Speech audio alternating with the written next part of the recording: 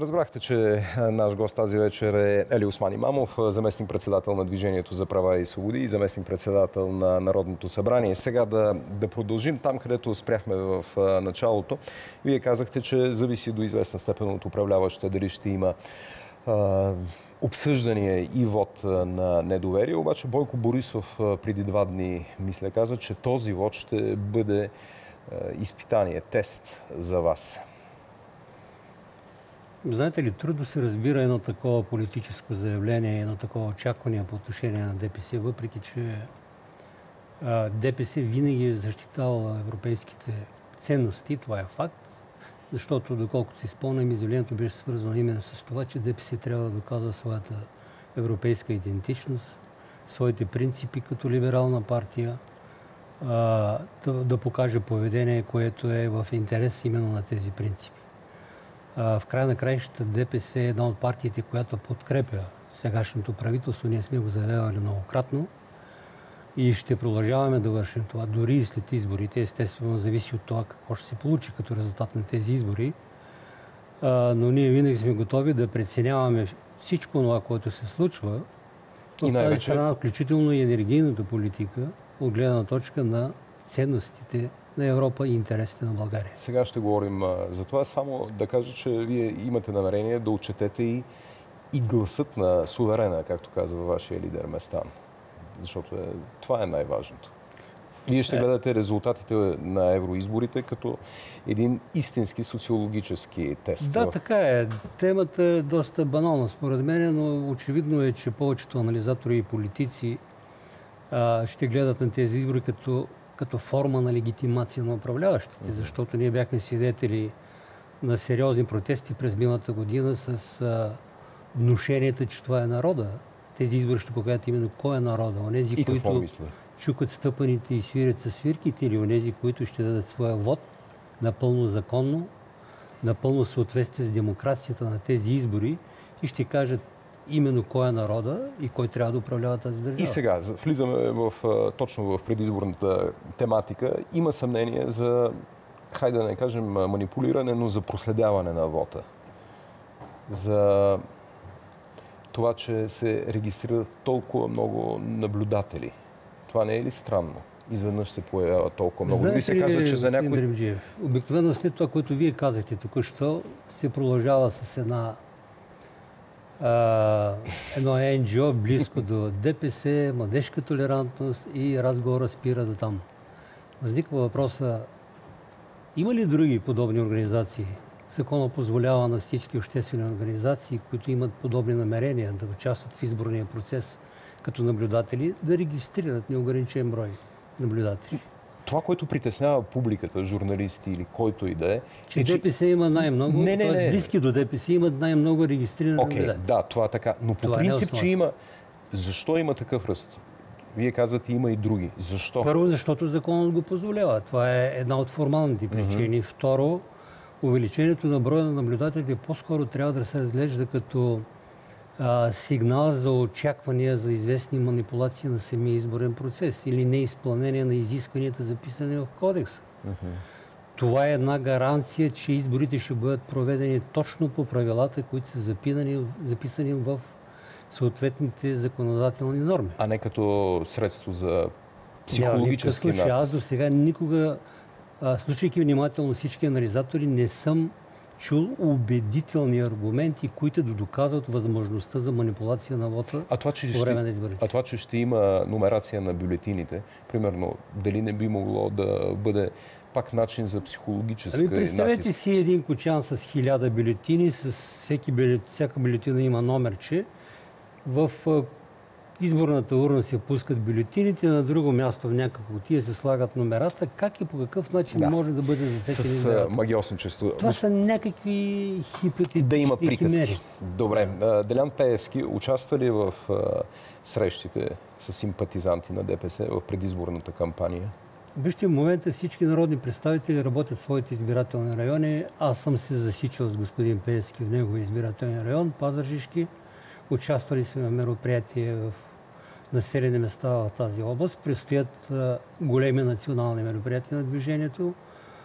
Надявам се, на тях ще се събере по-голямата част от ръководството и от листата за Европарламент. Включително и той, тъй като е на второ място. Надявам се да се случи. Защото вие се надявахте, че той ще проговори, както го съветваше и господин Местан, но не се случи. Добре, по тези злободневните теми да спрем до тук, обаче последно всъщност днес Медиана на Кольо Колев излезе с едно съобщение за последно социологическо проучване, което дава преднина на БСП с 3% пред ГЕРБ. И Бареков е дори пред ДПС с едва ли не 10%. Как гледате на такива данни? С известно недоверие. Защото когато става дума за ДПС, социологическите проучвания винаги подценяват процентите на ДПС. Добре. Това може много лесно да се провери. Правилото, което аз съм извел като статистик, разбира се, резултатите, които извеждат социологическите агенции, умножавам по 2. За вас? Като реален резултат. Влизаме по европейските теми. Вие казахте, че ще следите този много важен проблем с енергетиката. Какъв е коментара ви за проблемите около ЕРП-тата, лицензите? Вижте, всичко, което се случва и което се говори преди изборите, сигурно има някакъв политически аспект. Това безусловно е така, но тук става дума за много сериозни нарушения и голям брой нарушения, които българските граждани са ги усетили, повечето от тях, в отношенията си с съответните ЕРП-та, когато плащат сметките. Аз мисля, че тук става по-скоро дума за евентуално предстоящи санкции, не толкова до отнемането на лицензите, защото отнемането на лицензите като крайна мярка е свързано с съществуването на лицензионни договори и там вероятно има разписани ясни и точни правила, които не са налични в момента. Които ще бъдат проверявани от съответните органи и ще бъде установено дали те са спазени или не. Аз мисля, че това ще отнеме един много дълъг период от време и ще бъде взето съответното решение. Тъй като вие винаги се изказвате и като човек, който мисли либерално, съгласен ли сте с това, което всички в сектора казват, че трябва да бъде извадена социалната компонента от цената на ток?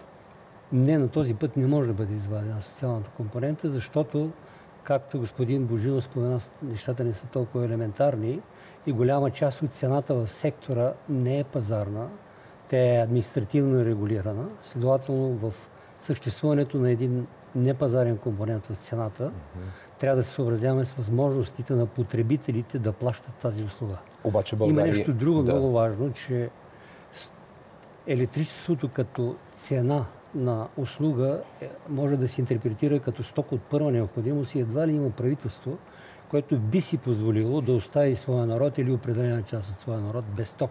Това е абсурдно в днешния век. Обаче трябва да настъпи либерализация на този пазар, което е елемент от ангажиментите на България. Да, така е. Трябва да настъпи. Въпросът и кога ще се случи такова нещо. 2015-та края. Но при съществуващите наследени от миналото обвързаности с договори по отношение на пазара в тази сфера, това ще бъде изключително труден процес. Вашия коментар по скандала с Южен поток и то в тази част, която беше съобщена от Реформаторския блок. Вчера Георги Първанов каза, че е недопустимо. Т.е. там има двойно дъно на куфара, ако можем да кажем така. Един път дали има намеса на Газпром и на Москва в писането на тази поправка Куюмджиев, която влезе в енергийния закон, и третия либерализационен пакет. Вижте, на този етап може да се говори евентуално за водени преговори или разговори, няма значение. Нашето законодателство е категорично и ясно кой има право на законодателна инициатива. Дали някой се е посъветвал с Газпром или се е посъветвал с някой друг при подготовката на някакъв законопроект, това е една друга тема. Става дума за друго, че няма нищо лошо в преговорите и разговорите с страните, които имат отношение към строежа на Южен поток. Във всички случаи Европейски съюз ще наложи европейските правила. И ние трябва да се съобразяваме с тези правила, защото както премиера, така и министъра, съответният министър многократно заявява, че Южен поток не е български проект, той е европейски проект. Естествено, проект, който засяга конкретно и други страни в Европейския съюз, които също имат своите интереси. Тоест ДПС казва, третият либерализационен пакет трябва да важи и за морската... С уговорката, че този процес трябва да съответства на европейските правила и норми. Какво, като говорим за Европа и за третия либерализационен пакет, не мога да не ви попитам и какво е мнението вашето на ДПС за Европейския енергиен съюз?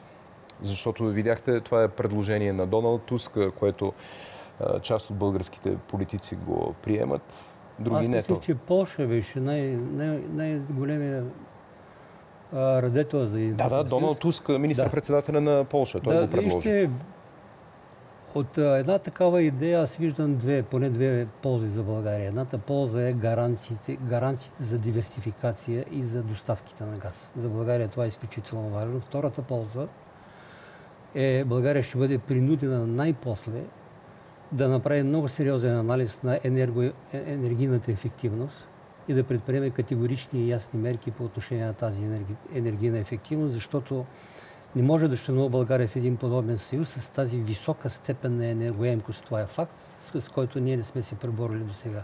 Разбира се, ще има и негативни последствия. Те ще бъдат свързани с цената най-вече на електропотреблението и на потреблението на газ.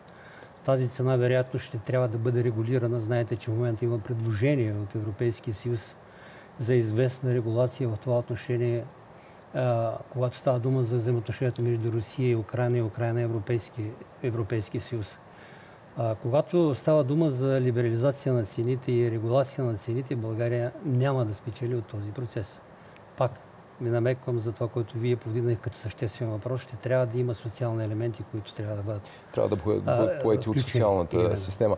Много набързо остана ни малко време, обаче пък много важни въпроси. По отношение на Украйна и този спор в България, да не навлизаме дали има путинофили и русофили, не искам да влизаме в подробности, но какво е вашето отношение към териториалната цялост на Украйна? Окупирането, анексирането на Крим и правата на кримските татари? Вижте, нашето отношение към този проблем като партия, която има в фундамента си защита на човешките права, е точно такова, каквото е отношението към всички малцинства, в които да са други държави. Каквото е отношението към правата и свободите на българите в северните покрайнини или на друго място.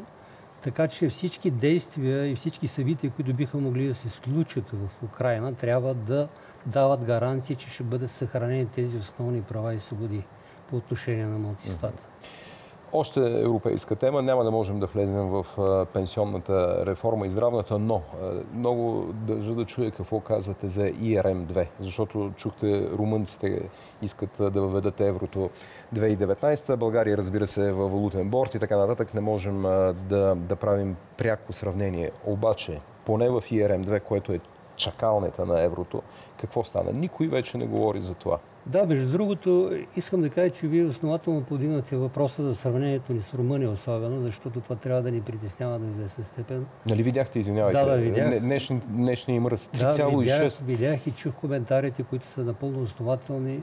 Румъния се откъсва от периода на стагнацията и започва период на един много ускорен и положителен растеж. Това за нас е притеснително, защото ние изоставаме в това отношение. Що се отнася до РМ2, аз мисля, че на този етап ние не бива да говорим за това, докато нямаме ясни сигнали. Тоест, докато не стигнем онези позиции, в които се намира Румъния в момента, с едно ясно доказателство, че икономическия растеж започва своето безвъзвратно и непрекъснато нарастване с стабилни темпи. Да ви попитам накрая, тъй като казахте в началото, че ще има промени след евроизборите. Тези промени в България ще бъдат ли, може би този въпрос ви го зададох преди 2 години в това студио, тези промени в България ще бъдат ли насочени в тази конфигурация, управленска или не, или в друга, към стартирането на тези реформи, които да докарат румънския ръст 3,6 и РМ2? Това е задължително, господин Дремжиев. Аз мисля, че след тези избори ще има промени и трябва да има промени. И основната цел на тези промени трябва да е именно това да се осигурят условия, при които българската икономика да излезе от депресията с ясни, категорични и стабилни темпове, да даде знак, че процесът е необратим, за да могат да се решават и всички останали социални въпроси. Защото това в крайна сметка беше една загубена година. От гледна точка на реформите... Това беше година на една висока степен на неопределеност. От тази гледна точка аз приемам вашето определение. Благодаря ви. Мислех си последно само да кажете, следите ли какво става с АЕЦ Козлодуй? Имаше една среща, която потъна в така предизборното говорене. Уестингхаус дойдоха, Белене. Какво става? Ами ние знаем, че там се водят преговори, има разнопосочни сигнали за резултатите от тези преговори, но действително преди изборите тази тема е малко настрани от след това ще дойде лятната ваканция, след това може би предсрочни избори. Никога сякаш за реформите и за тия големи... Да, първо промяната, след това останалите. А каква ще бъде промяната, дали към добро или зло, това зависи от българския народ на следващите избори. Каня ви след изборите, господин Имамов. Благодаря. Благодаря. Алиосман Имамов, заместник-председател на Движението за права и свободи и заместник-председател на Народното събрание с много важни съобщения и прогнози, който можа ги чу. Това беше това издание на Евроминутите.